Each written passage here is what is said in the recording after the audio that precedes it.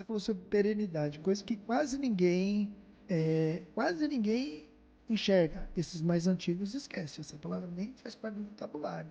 E é até interessante você ver que uma das maiores empresas aí do mundo de fast food, o McDonald's, eles fizeram um estudo sobre perenidade e descobriram que o McDonald's tinha um tempo de vida já marcado, já estava certo que ia encerrar as atividades, que o negócio dele estava fadado ao fracasso por um certo período. E aí eles vão buscar caminhos para resolver essa questão de perenidade, por isso que incluíram café, incluíram de café, tudo porque só o lanche estava fadado. Esse de uma empresa desse gigante nessa área, teve uma questão de perenidade.